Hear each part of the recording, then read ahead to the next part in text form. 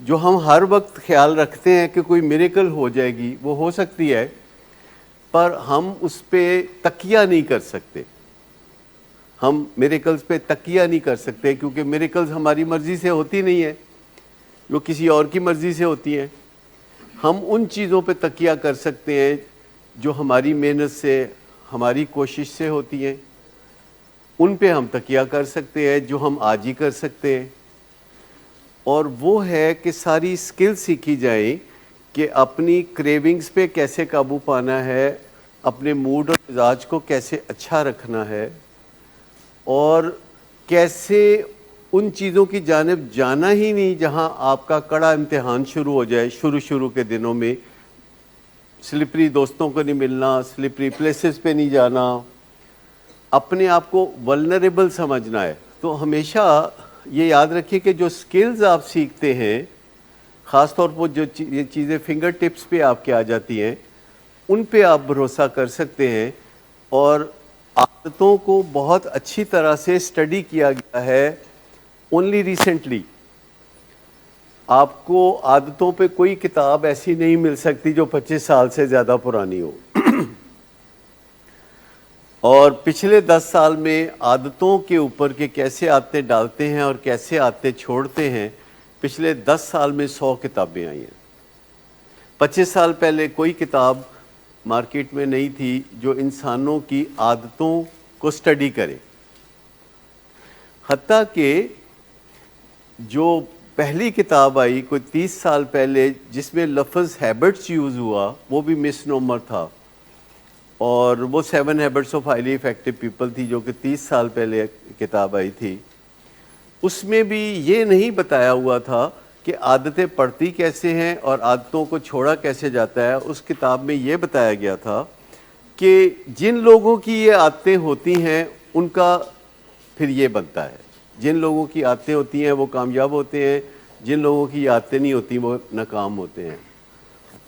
اور ویسے تو سقراط نے بھی کہا تھا کہ جو لوگ چیزوں کو روز کرتے ہیں وہ ان کی عادت بن جاتی ہے اور اسی سے ان کی ڈیسٹنی شیپ ہوتی ہے. ایک ہائپوتھیٹک چیز ہوتی ہے، ہائپوتھیٹیکل چیزیں ہوتی ہیں. کئی دفعہ ہمارے پیشنٹ ہائپوتھیٹیکل سوال کرتے ہیں جو کہ انوکھا سا کوئی واقعہ، انوکھی سی کوئی بات ہو سکتی ہے جس میں کوئی سبسٹینس نہ ہو، جس میں کوئی وزن نہ ہو، لیکن اپنے گھر والوں کو جو کہ غرض مند ہوتے ہیں آپ جو بھی نظریہ پیش کر دیں گے جس سے کہ ان کو لگے کہ آپ نشہ چھوڑنے ہی والے ہیں یا آپ بہت تگڑے ہو گئے ہیں، تو وہ بڑے مطمئن ہو جاتے ہیں. بہت ساری چیزیں کامن سینس میں ہوتی ہیں پر وہ درست نہیں ہوتی. سائنس یا علاج میں کچھ چیزیں اور ہوتی ہیں. مثال کے طور پر سائنس کہتی ہے کہ اس بات کو مانو کہ نشے نے آپ کا بیڑا غرق کر دیا ہے. گھر والے کہتے ہیں کہ بیٹا حالاں بھی ڈلے بیراں دا کچھ نہیں گیا. آپ کہتے ہیں وہ تو مینوں پہلے ہی پتہ ہے کہ میرا کچھ بگڑا ہی نہیں ہے. اگر کوئی خرابی ہے تو وہ گھر والوں میں ہے یا ماحول میں ہے یا معاشرے میں ہے. ہمارے آدھے مریضوں کا یہ خیال ہے، اور معاشرے میں بھی تقریباً اتنے ہی لوگوں کا یہ خیال ہے کہ ہمارا معاشرہ ٹھیک نہیں ہے، یہاں سے نکل جانا چاہیے، کینیڈا شفٹ ہو جانا چاہیے. ان کو لگتا ہے کہ ان کے جو خراب حالات ہیں وہ لوگوں کے اندر خرابیوں کی وجہ سے ہیں.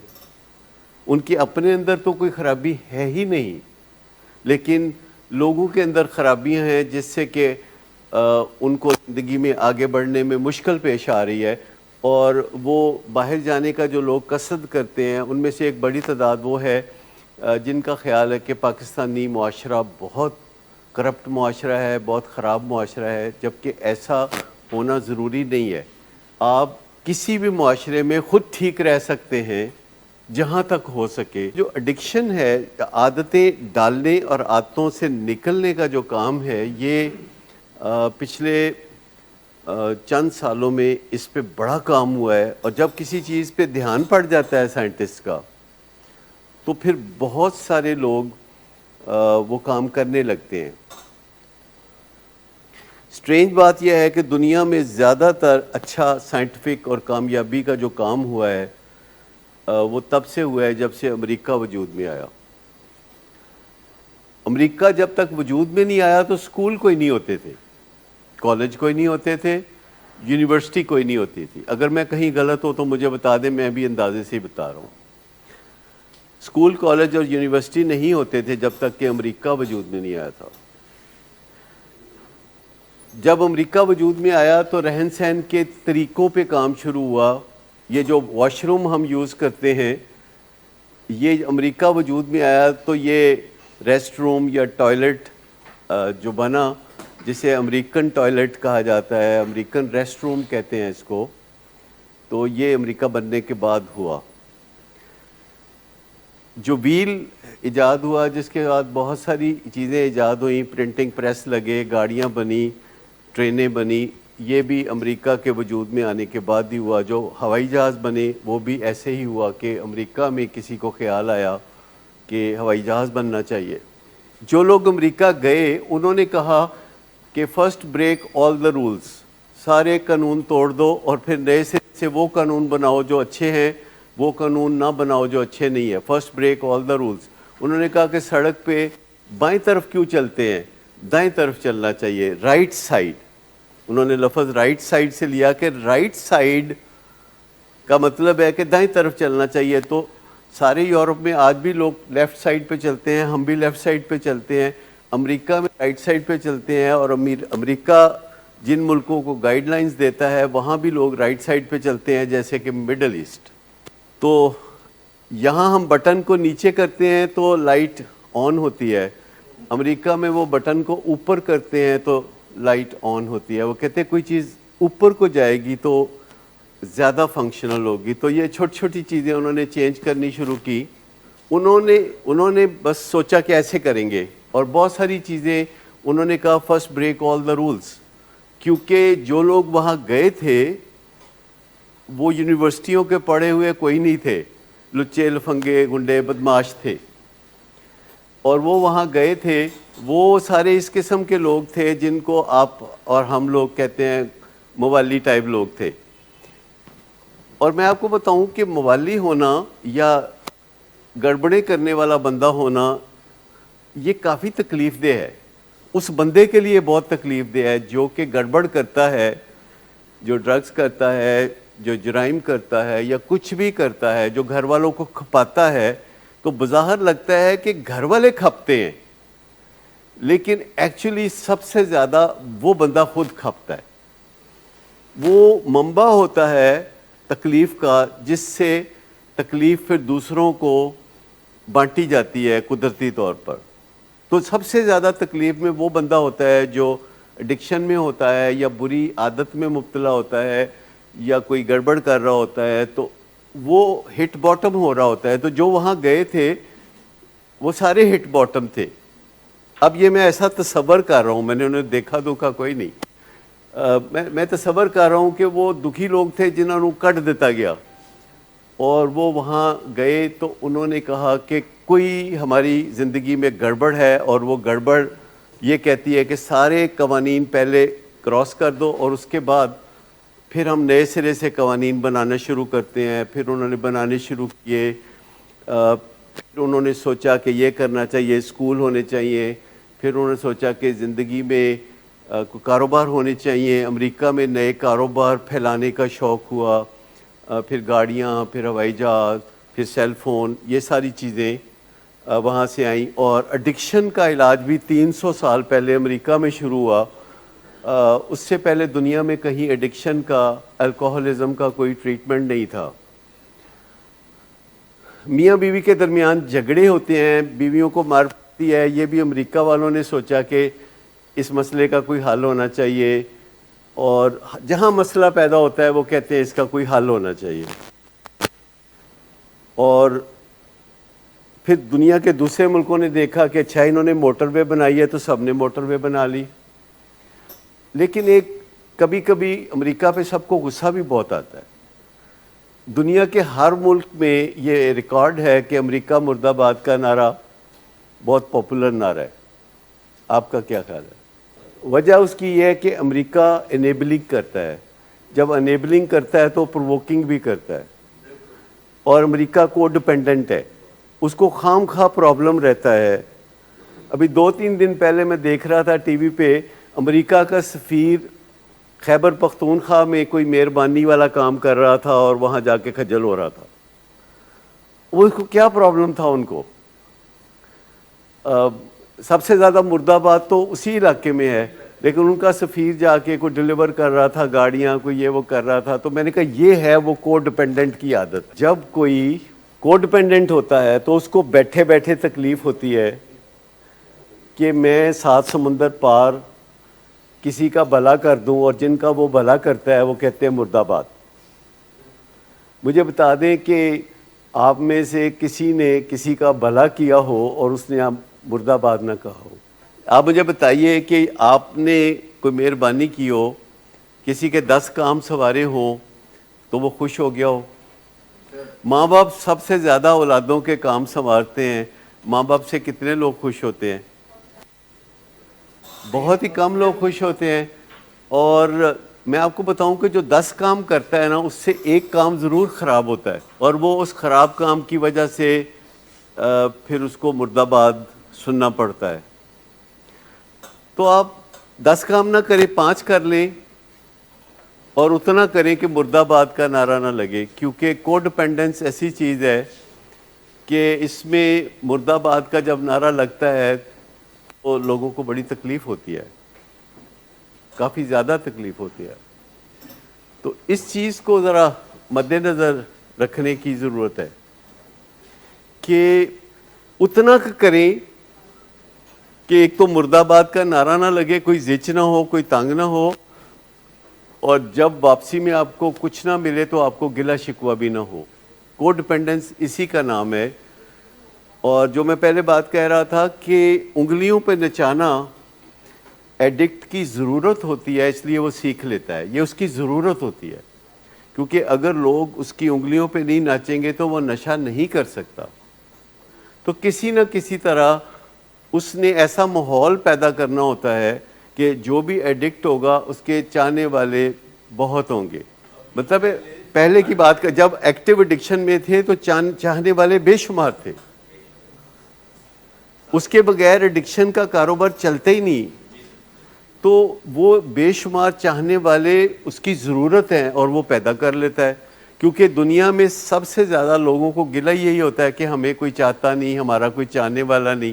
میرے پیشنٹس کو تو چاہنے والے بے شمار، چاہنے والے بے شمار. میں نے لوگوں کو ترستے دیکھا ہے کہ کسی ایڈکٹ کو کھانا کھلا دیں، کسی کو کپڑے دلا دیں، کسی کو پیسے دے دیں، بڑا کچھ کر لو. گھر میں بھی باقی بچے جو ہوتے ہیں ان کا کوئی خیال نہیں کرتا، سب کا دھیان ادھر ہی ہوتا ہے کہ ایدا کچھ کر لو.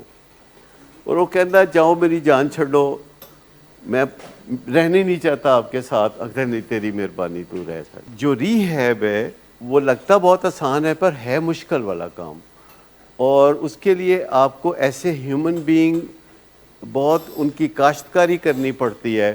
ایک سلو پروسیس ہے جس میں کاشتکاری سے بات آگے بڑھتی ہے، تب جا کے آپ یہ کر سکتے ہیں. یہ کسی بلڈنگ کا نام نہیں ہوتا، یہ کسی مشین آپریٹڈ ڈیوائس کا نام نہیں ہے. یہ ہے کہ جہاں جتنا نالج پچھلے 300 سال میں ریہیبلیٹیشن کا پروگرس کر کے یہاں تک پہنچا ہے، آپ نے اس کے ساتھ جڑ کے رہنا ہوتا ہے تاکہ آپ جو لیٹسٹ ٹیکنیکس ہیں ان کو استعمال کر سکیں اور ریزلٹس کو ناپ سکیں، ریزلٹس کو تول سکیں ایویڈنس بیسڈ. اور وہ اسی صورت میں ہوتا ہے جب آپ ہارڈ ورک اور سمارٹ ورک کی ایک کمبینیشن بناتے ہیں. گڈ آفٹر نون سر. گڈ آفٹر نون. سر ایک کلائنٹ بہت دیر سے آپ کا انتظار کر رہے ہیں. کیا تمہیں کس نے کہا تھا اپائنٹمنٹ دینے کو؟ سر کل شام آپ ہی نہیں تو کہا تھا. جھوٹ بولتی ہو تم. میں نے تمہیں کب کہا تھا؟ تم سب جھوٹ بولتے ہو مجھ سے. شراب نوشی کی وجہ کردار کی خرابی نہیں، موڈ کی خرابی ہے. شراب نوشی کبھی بھی نشے کی بیماری میں بدل سکتی ہے. نشے کی بیماری ہر سٹیج پر قابل علاج ہے. مدد حاصل کیجیے کیونکہ وہ ایسا نہیں کرے گا. ولنگ ویز سے مدد حاصل کیجیے، کہیں سے بھی مدد حاصل کیجیے، لیکن فوری مدد حاصل کیجیے. جس معجزے کے انتظار میں آپ نے بہت دیر کر دی اب وہ دستک دے رہا ہے. मदद हासिल कीजिए, मदद हासिल कीजिए, मदद हासिल कीजिए। हाइपोथेटिकल ऑप्टिक्स जो हैं, जो ज़्यादातर पेशेंट्स बनाते हैं, वो क्या होते हैं? आप वालदैन को ट्रीटमेंट की पटरी से उतारने के लिए, स्ट्रक्चर से उतारने के लिए कौन कौन से तरीके होते हैं जो बहुत अच्छे तरह आजमाए जा सकते हैं। 2-4-5 दिन घर जब चले जाते हैं तो 2-4-5 दिन में कुछ ना कुछ करना होता है, छू मंतर, जिससे कि वालदैन पटरी से उतर जाएं। मुझे अच्छा नहीं लगता, जब इंडोर में होते हैं तो मुझे अच्छा नहीं लगता लाइन में खड़े होकर खाना लेना पड़ता है। मुझे सिर्फ मैकडोनल्ड में लाइन में खड़े होकर खाना लेना अच्छा लगता है, वैसे मुझे अच्छा नहीं लगता। कोई ना कोई मस्कीन सी सूरत बना के अपने इलाज को सैबोटेज करना कितनी आम बात है।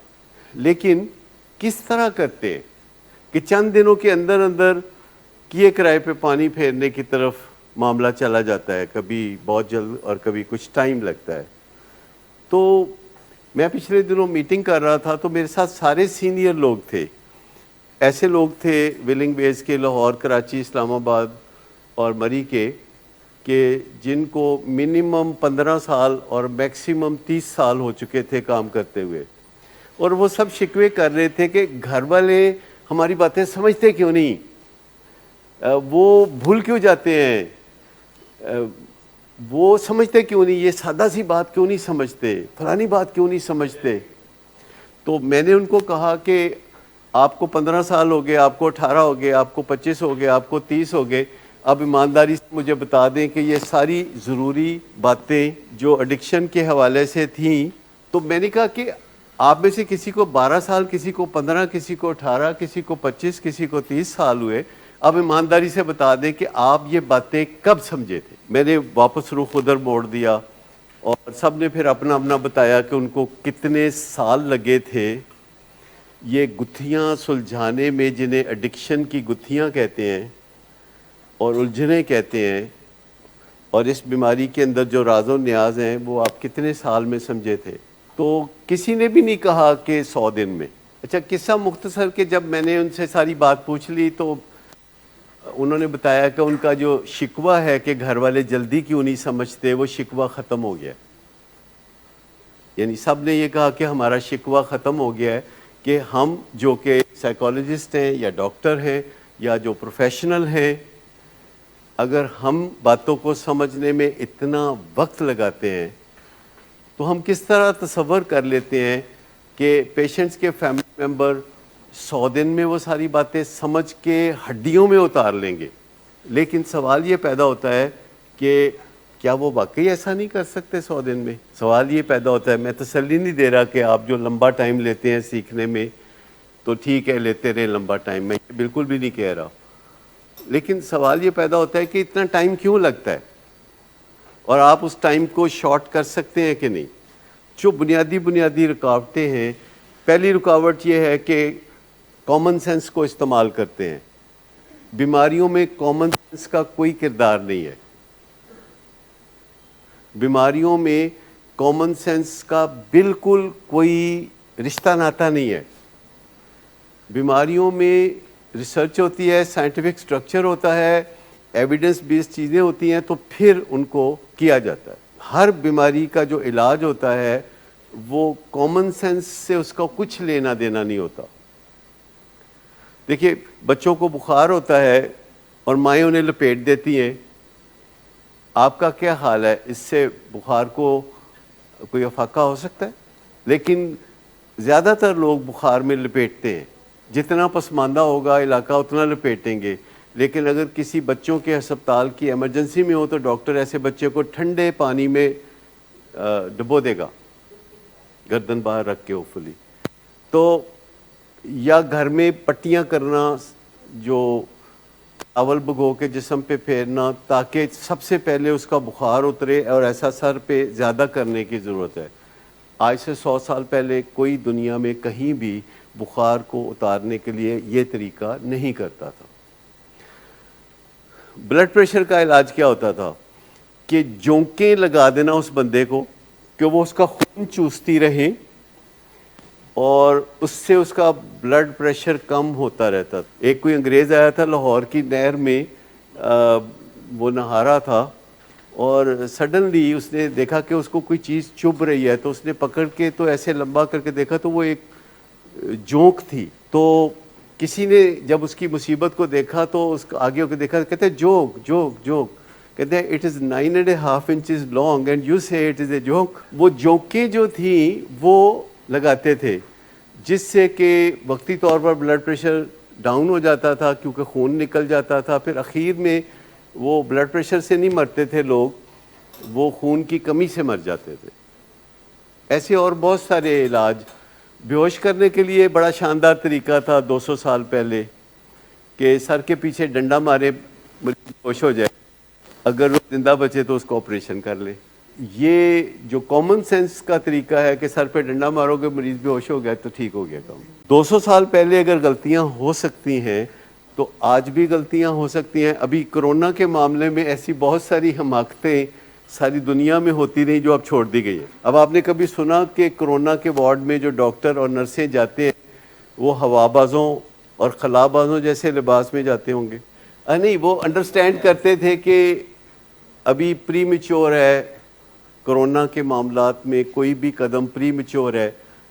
لیکن جنرلی ویکسینیشن گورنمنٹ نے کہا کرا لو تو ہم نے کرا لی, لیکن اب آ کے پتہ چلتا ہے کہ اس کا بھی کوئی نفع نقصان ہے یا نہیں ہے. کیونکہ کامن سینس کے تحت ہاتھ دھونا, کامن سینس کے تحت ماسک پہننا اور کامن سینس کے تحت سارے کام کرنا, اس سے مسئلہ حل نہیں ہوا. کوئی سائنس میں نکلے گی ڈسکوری, کوئی سٹرکچر آئے گا, کوئی ایویڈنس ہوگی تو کرونا کے بارے میں زیادہ پتہ چلے گا. فی الحال بیٹر چیز یہ ہوئی ہے کہ کرونا کو فلو سمجھ لیا گیا ہے اور لوگوں نے ڈرنا چھوڑ دیا ہے, اور اس سے ڈرنا چھوڑنے کی وجہ سے جو ڈیتھ ریٹ ہے وہ بہت نیچے آ گیا.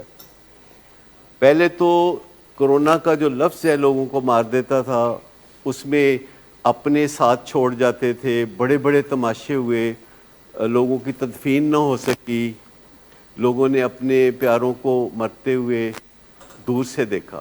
تو کامن سینس سے تو انرجی ویسٹ ہوتی ہے, پر مجبوری ہے, جب تک حقیقت سامنے نہیں آتی تو آپ کامن سینس سے گزارا کرتے ہیں. لیکن اگر ملیریا ہو تو آج آپ کانپتے ہوئے بخار والے مریض کو, جس کو ملیریا ہے, تو اس پہ آپ کمبل ڈالیں گے یا اس کو کلوروکوین دیں گے, اس کو اینٹی ملیریل دیں گے. جب پتہ چل جائے تو پھر آپ وہ چیز اپنا لیتے ہیں جس کا فور شور پتہ چل گیا. جب تک پتہ نہیں چلتا تو جو کامن سینس آپ کی ہے اس کے مطابق کوئی چارہ کرنا ہوتا ہے. انیبلنگ اور پرووکنگ کامن سینس ہے کہ اچھا میں اس کی خدمت کر کے دیکھتا ہوں, میں اس کو پیار کر کے دیکھتا ہوں. یہ کہتا ہے مجھے کسی نے پیار نہیں کیا. ہمارے مریضوں کا قومی ترانہ ہے, مینوں کسی نے پیار ہی نہیں کیتا آج تک. تو وہ جو پیار ہی نہیں کیا تو گھر والے سوچتے ہیں کہ میرا خیال ہے اس کو پیار کریں, مل جل کے پیار کریں. بندہ کہتا ہے چلو پیار سے کام بنتا ہے تو پیار کر لیتے ہیں. پھر کہتا ہے نہیں میرا خیال ہے دی بےزتی کریے. بےزتی شروع ہو گئی. پھر بےزتی اتنی ہوتی ہے کہ اس کی بھی کوئی حد نہیں ہوتی. پھر گلٹ ہوتا ہے اس کا. پھر بندہ کہتا ہے کہ اچھا پیار کر لیتے ہیں, پیار چھوڑ کے پھر بےزتی کر لیتے ہیں. لیکن اب سائنس کہتی ہے کہ نہیں, یہ دونوں کام نہیں کرنے, انیبلنگ اور پرووکنگ نہیں کرنی, انٹرونشن کرنی ہے. اور انٹرونشن کرنے کے لیے آپ کو بات چیت سیکھنی ہے, آپ کو تبادلہ خیالات سیکھنا ہے کہ جس میں آپ حد کو تجاوز نہ کریں, حد کو کراس نہ کریں, حد میں رہ کے بات کریں. اور جب آپ حد میں رہ کے بات کرتے ہیں تو آپ کے منہ سے لوز ٹاک نہیں ہوتی, آپ کو گلٹ نہیں ہوتا, اور آپ اپنے گلٹ کو مٹانے کے لیے رشوت نہیں دیتے, آپ اپنے گلٹ کو مٹانے کے لیے اجازت نہیں دیتے. آپ سمپلی سادہ طریقے سے ہاں یا نہ کہتے ہیں. بعض اوقات یہ بڑا پینفل ہو جاتا ہے جب کوئی ہمارے سامنے اپنے ماں باپ کو تگنی کا ناچ نچا رہا ہو, ہمارے لیے بہت پینفل ہو جاتا ہے. اس طرح کا پہلو جو ہے بہت تکلیف دہ ہوتا ہے جب بوڑھے ماں باپ ہو, 70 سال کی عمر, 75 سال کی عمر, اور ایک ہی نقطے پہ کہتے ہیں ڈاکٹر صاحب 4 ਘੰਟੇ 'ਚ ਅਸੀਂ ਇੱਕ ਦਫਾ ਵੀ ਸਾਨੂੰ ਯਾਦ ਨਹੀਂ ਆਇਆ ਕਿ ਇਹਨੂੰ ਕਹੀਏ ਕਿ ਤੂੰ ਤੇ ਆਪ ਆਪਣੀ ਬੀਵੀ ਨਾਲ ਬੜਾ ਜ਼ੁਲਮ ਕਰਦਾ ਰਿਹਾ 10-12 ਸਾਲ, ਸਾਨੂੰ ਕੀ ਕਹਿ ਰਹੇ ਹੈ ਕਿ ਅਸੀਂ ਜ਼ੁਲਮ ਕੀਤੇ ਉਹਦੇ ਨਾਲ। कहते सानू ख्याल ही नहीं आया, साड़ी तो मत मारी गई है। और जब मैंने उसे ये नुक्ता बताया तो उसने कहा कि हाँ, क्योंकि उसको पता था, उसकी बीवी मुझे बताती रही है, इंटरवेंशन डाटा मैंने पढ़ा हुआ था, लेकिन उसका दिल बड़ा कर रहा था कि माँ बाप को खपाऊं। ये कहाँ से डिज़ायर हो सकती है किसी 30-35-40 साल के नौजवान को कि अपने माँ बाप का बेड़ा गर्क करके छोड़ना है, उनको खपाना है, उनको तंग करना है। नहीं, असल में वो चाह रहा था कि मैनू वापस घर सदो, तरला करके सदो, मतलब एक काम भी कर रहा, वो ऐ नहीं सी कहना चाहता कि जनाब गलती हो गई, मैं बाहर जान दियां गल्लां करना सा ते तुसी इंज करो, मैनू माफ़ करो ते मैनू ते मेरी बीवी नू घर वापस बुला लो। मसला ये था कि वो ये कहना नहीं चाह रहा था कि मैं गलती कर बैठा हूँ और इसका कफारा अदा करने के लिए तैयार हूँ। वो कह रहा था कि लत उत्ते रख के ते मैं उन घर जावां। थोड़ा सा इस बारे में मैं एक मिन्नत ही कर सकता हूँ आपकी कि माँ बाप को जब कि वो बुढ़ापे में हो ख़ास तौर पर तंग करने से गुरेज किया करें, लेकिन एडिक्शन की ज़िंदगी में बंदा खुद इतना बर्बाद हो गया होता है कि उसकी अकल के ऊपर भी बहुत ज़्यादा बुरा असर पड़ चुका होता है और वो खुद इतना तकलीफ़ में होता है। He was in real pen. जब वो मेरे पास बैठा हुआ था तो बड़ी तकलीफ़ में था और उसकी तकलीफ़ भला कब ठीक हुई? जब मैंने कहा कि अब तुम मेरे पास रहोगे, क्योंकि उसको समझ आ गया कि अगर मैं कह देता है तो फिर होना होएगा, ठीक है। और मुझे पता था, पहले तो मैंने सोचा कि रात 12-1 बजे ही भेज दूँ, लेकिन फिर मैंने सोचा कि चलो सवेर तक देख लेते हैं। तो सवेरे वो फिर टेलीफोन पे बात की तो बड़ा शर्मिंदा भी था और मैंने उसे कहा कि अब ऐसा ना करना। कुछ होते हैं डुअल डायग्नोसिस। डुअल डायग्नोसिस का मतलब है जिनके 2 डायग्नोसिस होते हैं, 2 तशखीसें होती हैं, एक एडिक्शन, एक मूड डिसऑर्डर। आमतौर पर कोई मूड डिसऑर्डर, और जो मूड डिसऑर्डर और एडिक्शन में मुब्तला होते हैं उनको दवाइयाँ ज़्यादा देर तक और ज़्यादा मिकदार में मिलती हैं, और जो खाली एडिक्शन में होते हैं उनको दवाइयाँ कम देर के लिए और कम मिकदार में मिलती हैं। और जो ही चंद दिन पेशेंट हमारे साथ रहता है तो प्लस उसकी जो हिस्ट्री फैमिली से मिलती है तो हमें अंदाज़ा हो जाता है कि ये डुअल डायग्नोसिस है कि नहीं है तजर्बे से। और डुअल डायग्नोसिस यानी डबल डायग्नोसिस वाले जो लोग हैं उनको दवाइयाँ थोड़ी ज़्यादा मिलती हैं।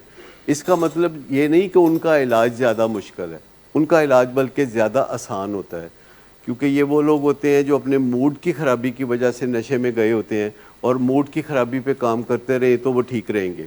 लेकिन जो देखा देखी जुम्मा जंज नाल नशे में गए होते हैं वो ज़्यादा मुश्किल होते हैं। जिनको कोई मूड डिसऑर्डर नहीं होता, सिर्फ ऐसे लोग मिल गए उनको कि जिन्होंने नशा करा दिया और वो खामखा इस बीमारी में फंसते चले जाते हैं।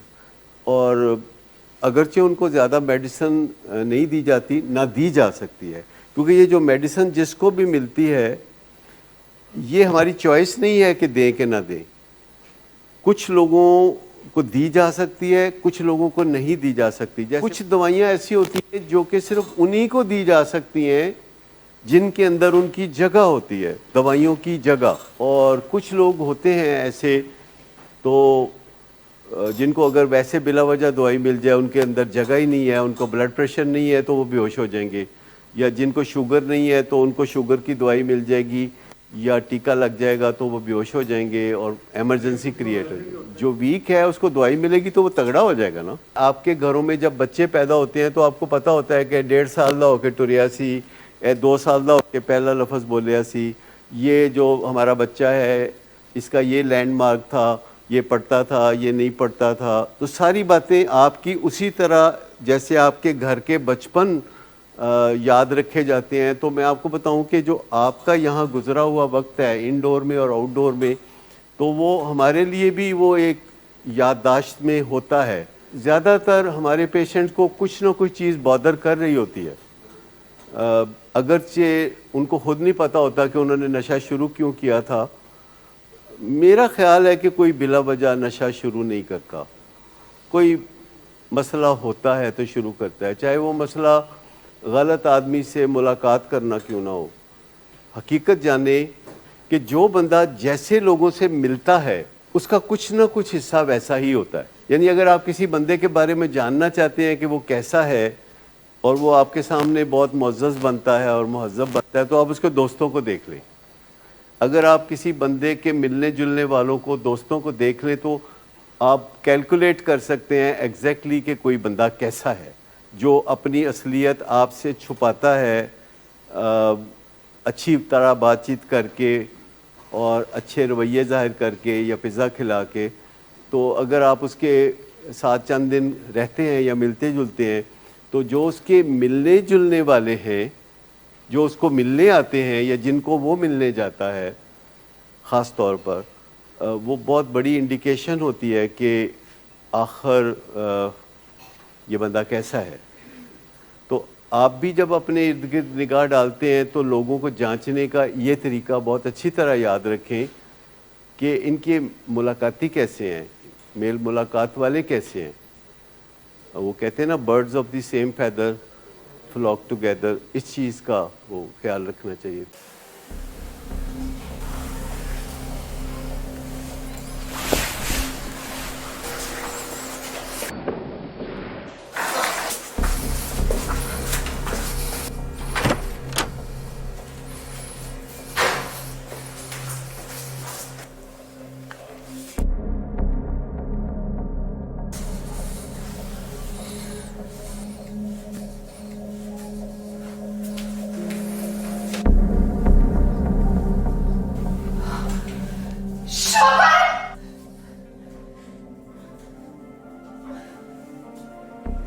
شراب نوشی کی وجہ کردار کی خرابی نہیں, موڈ کی خرابی ہے. شراب نوشی کبھی بھی نشے کی بیماری میں بدل سکتی ہے. نشے کی بیماری ہر سٹیج پر قابل علاج ہے. مدد حاصل کیجیے کیونکہ وہ ایسا نہیں کرے گا. ولنگ ویز سے مدد حاصل کیجیے, کہیں سے بھی مدد حاصل کیجیے, لیکن فوری مدد حاصل کیجیے. جس معجزے کے انتظار میں آپ نے بہت دیر کر دی اب وہ دستک دے رہا ہے.